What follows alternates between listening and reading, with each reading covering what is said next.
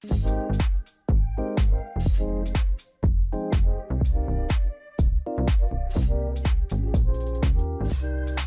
of the morning to you, Boise Entrepreneur Week, and welcome back to an action-packed day 3. Over the last few days, I've been asked by some of you, how does Trailhead, a small nonprofit with 2.5 employees, put on Boise Entrepreneur Week? The answer is pretty simple. It's through partnerships with our sponsors and supporters.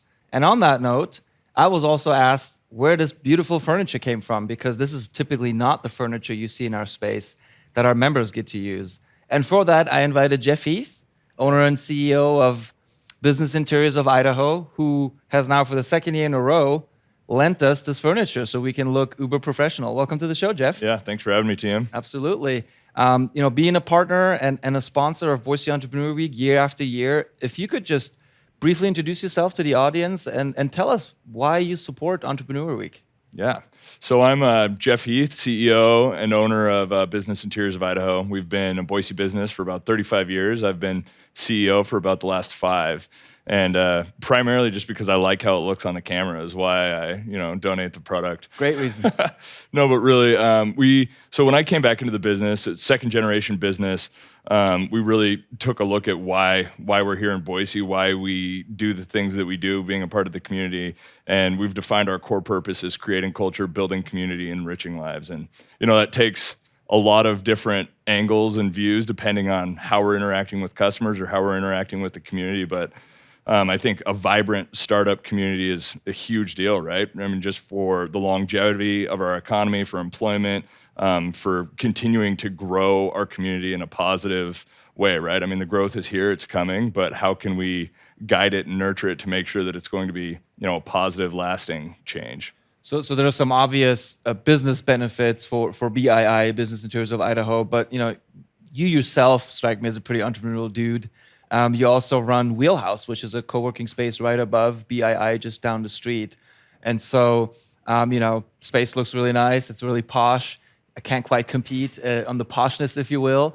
But, back to the business side. So you guys primarily are in the furniture business for local businesses, right? Correct, yeah.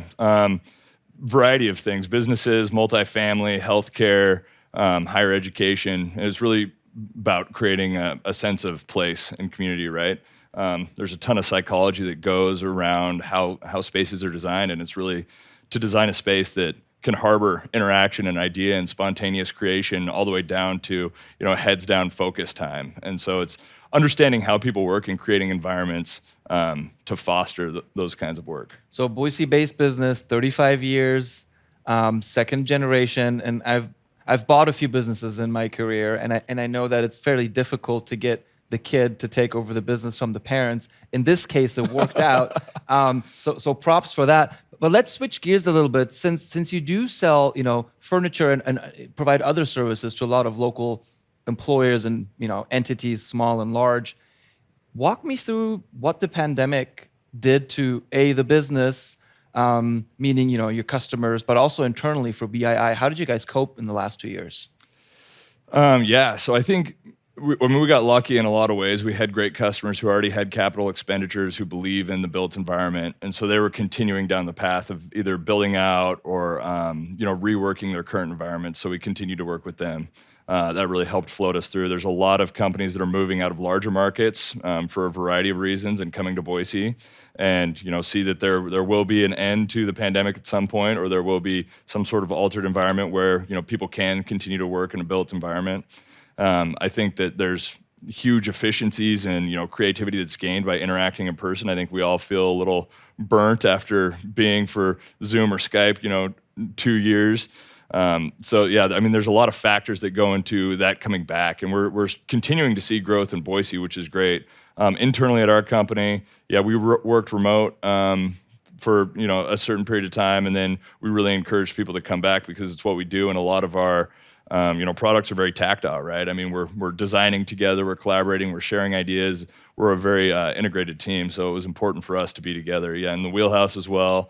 There was a period of time where I just told everybody, you don't need to pay rent, don't come into the office, don't feel obligated to be here. But it's started to fill back up. I think people are craving that human interaction. Pretty nice landlord there. Right, yeah. Gonna have to Right, pay community rent. first, right? Yeah, that's awesome. You mentioned the built environment, and I sort of think of BII as being a leading indicator almost. In other words, if you get a large order, it tells me someone is setting up shop, they're either growing or they're repurposing their space. So, what's kind of your take on the return to the office, let's call it that, or to the built environment, as you put it? To your point, talking about Wheelhouse, Trailhead shut down for about a month in April of 2020, and we lost about half our members. But since we've seen a small resurgence, that dropped again, and we're just on the forefront of seeing a small resurgence again. So I'm really curious, kind of what, as a leading indicator of the local economy, what are you seeing? Yeah, it's interesting. We were talking about this earlier. I just got back from our manufacturer Hayworth in Michigan. They do a ton of research on, how is the workspace going to change? How is it offering the things that people need to do the work and the interactions that they need to have? And they said, that they talk with all these big tech companies, with Facebook, Google, and out of one side of their mouth, they're saying everybody can work remotely indefinitely, and then out of the other side, they're coming to people like Hayworth who are doing research and building these environments and saying, what can we do to get people to come back? And I think everybody understands how important that is. And even if you look at local employers in Boise, people like Micron, people like Albertsons, right, who are mandating vaccines for their employees, and I think that's because they want people to come back. And it's a tricky balance, right, because I think what we're going to see is more of a flex, right? It might not be all the time, but I think people understand there's certain kind of natural interactions that can't happen over a planned call. And so it's this fine balance between let's utilize the space and make it work, but also realize that we have the tools to work anywhere. We have cell phones. We can be connected anywhere with high-speed internet, essentially, and we can do heads-down work from just about anywhere. So I think employers are taking a really long, hard look at what is the person's role, what is the company's role, what is the style of our industry, and what works best for us. And it's just like anything. No one built environment should look the same. A law firm is very different than a collaborative marketing firm, and I think people will come to different outcomes. But I think the built environment will always have a place, and it's to the business leaders to determine how that looks. So your clients don't only get physical products for their built environment, you have access to data through your manufacturer and yourself, and sort of helping them guide through some of these decisions going forward. A large employer like the Facebook to go to a furniture manufacturer to ask for data at first is like a little surprising, but then you think about it, it makes a lot of sense. Right. Yeah. The product design times on some of these things, these systems that you see in these beautiful environments, can take years to produce, right? Oh. And so they're doing a ton of research into, the cognitive facets of an environment and what products do they need to be designing to meet those human needs, right? And it's a constant learning, it's a constant change. When my mom first started the business, it was you had to be at a desk because that's how your computer was connected to power, that's how your computer was connected to the internet, and that's where your phone was. Power was the anchor then. Exactly, okay. Yeah. And Wi-Fi didn't exist, And so now, it's constantly changing and new insights are constantly being made, but fundamentally human psychological needs are constant, but it's, how do our manufacturer partners create these products and then us apply them in a way that, is nuanced to what the end user and what the company is trying to do. The role of data in this is it's overwhelmingly clear that there's a lot of data to be crunched made into information so people can make good decisions. But I like your point about a law firm looks very different than, a marketing design-centric firm. Our layout is fairly standard. We just make sure people are distanced enough at this point for individual workers. But look, I also know that you guys been growing and you've been expanding to other cities regionally. Can you tell us a little bit about that? Yeah, so we just expanded to Spokane, cover Eastern Washington. The main focus behind that is that there's a lot of identity and similarity between the markets in terms of the people, the kinds of businesses, how they interact in the community, their commitment to community.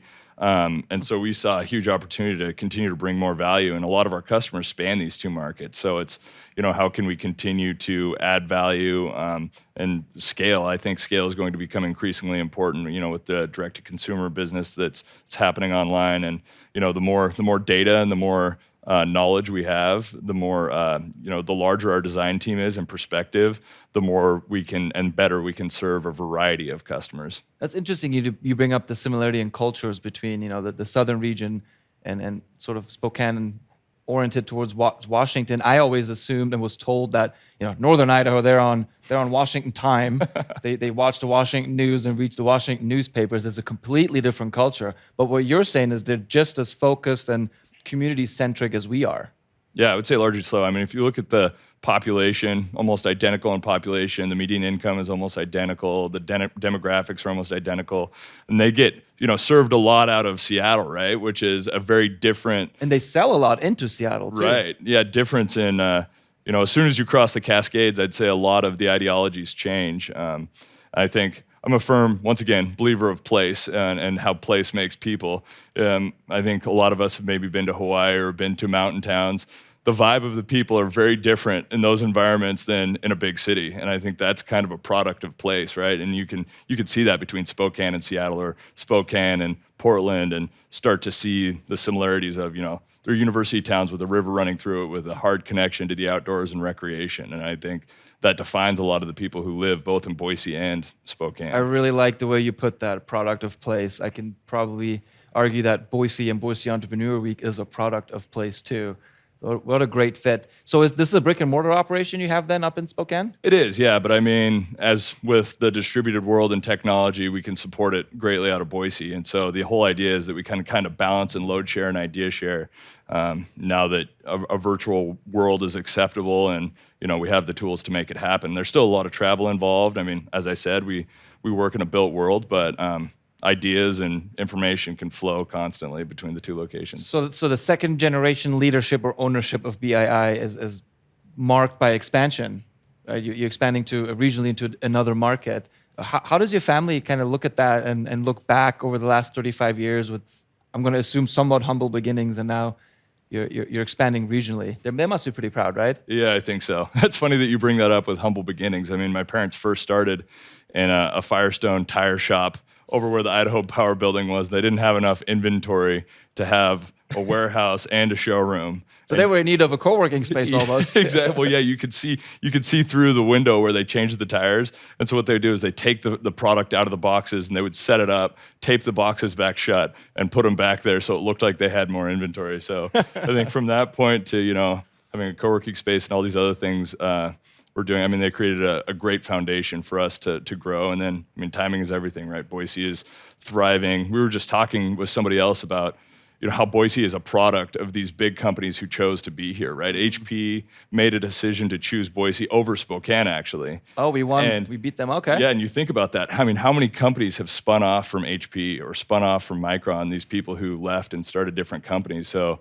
And it's great that we continue to see that, right? With the Cradle Point acquisition and the T-Sheets acquisition and all of these, and then those people, some chose to leave and start new companies, and it's like kind of this momentum, right? And I think what's exciting about the work that happens at Wheelhouse and Trailers, we're working on planning the next generation. We're planting seeds of the future companies who hopefully will spin out another 50 companies each, and it's just a cycle after a cycle. Right, yeah. And I mean, you see it all the time, right? The people who feed off the ideas of one another and can, synergize and bounce ideas. It's fun to see. Yeah, on that note, it feels like I could go on with you for another 30 minutes. We only have 50, so we're about out of time. And on that note, I'm going to wrap it up. Coming up next is a talk hosted by Michael Baskin, representing INL.